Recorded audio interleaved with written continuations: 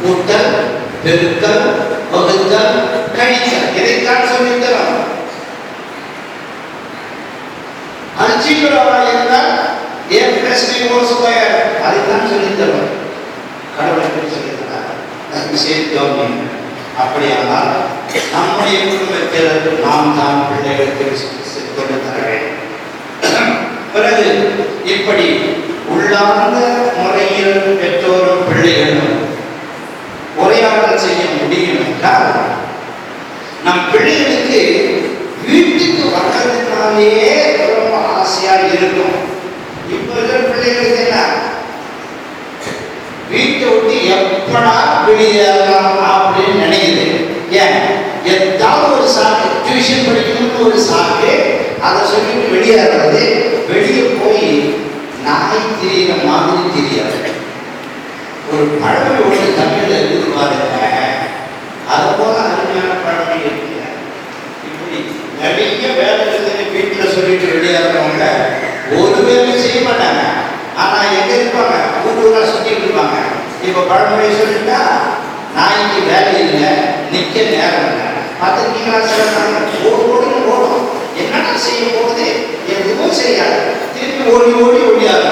என்ன இதுதான், நாய்க்கு வேலை இல்லை, நிக்க நேரமே இல்லை.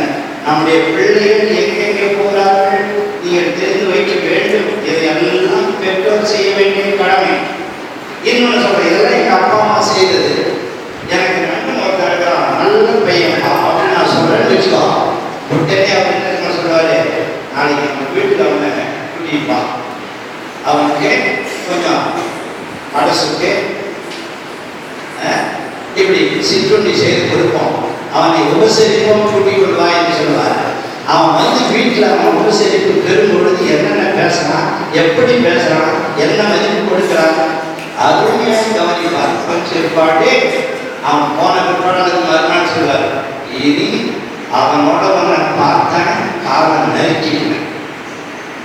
ஏன் பார்த்து சொல்றீங்க, அவனுக்கு பெரியவங்களை பார்த்து மதிக்க தெரியல. இதே அறிவுரையை எங்கள் அப்பா எனக்கு மேனேஜராக இருந்த ஒரு சாமியாரை பற்றி எனக்கு சொன்னார்.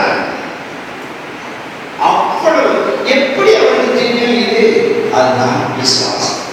நாம் விசுவாசம் உள்ளவர்களாக இருந்தால் கற்ற மேதைகளை விட நாம் ஆழ்ந்த சிந்தனையாளர்களாய், சரியான முடிவு எடுக்கிறவர்களாய், கடவுளுக்கு இணையான மதிப்பீடுகளை கொண்டவர்களாய் வாழ்வோம். இது நிச்சயம். நான் இதை உலகம் பூரா சொல்றேன். பிரான்ஸ்ல நான் ஒரு வருஷம் பங்குசாலையாக இருக்கிறேன். அங்க இதை திரும்ப சொன்னேன். பிரெஞ்சுக்காரனுக்கு சொன்னேன், நீ தான் எங்க நாட்டுக்கு வந்து விசுவாசத்தை கொடுத்தாய், இப்போ உனக்கு விசுவாசத்தை பற்றி பேச இந்தியாவிலிருந்து நான் வந்திருக்கிறேன் என்று சொன்னேன். ஒருத்தராக எதிர்க்க முடியவில்லை. ஏனென்றால் அவர்களுடைய குறை அவர்களுக்கு நன்றாக தெரிந்தது. அன்பார்ந்தவர்களே, என்னுடைய அனுபவத்தில் நான் பார்த்ததை உங்களுக்கு நான் அப்பட்டமாக சொல்கிறேன். உன்னுடைய நண்பன் உன்னை கேவலமாய் சொல்லுவான். என்னையா இவ்வளவு படிச்சுட்டு, அதான் சாமியார் சொன்னார், இவ்வளவு படிச்சுட்டு நீ இன்னும் ஜாபத்தில் சொல்றீங்களே அப்படின்னாங்க. அப்படியே திருப்பி அப்படின்னா ஜெபமாக சொல்றது ஆமா அப்படின்னு கேட்டாங்க. கட்டத்தில் ஆகிய மாதிரி இருந்தவர்கள். அதை நாம் நன்றாக கவனித்துக் கொள்வோம். நம்முடைய பிள்ளைகளுக்கு நாம் சொல்லுகிற வாக்கு தெய்வ வாக்காக மாற வேண்டும்.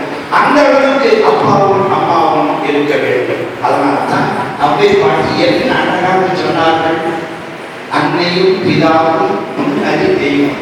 தெய்வம் எங்கே இருக்கு? அப்பாவே அம்மாவே. தந்தை சொல்லிக்க மந்திரங்கிறது மந்திரம்.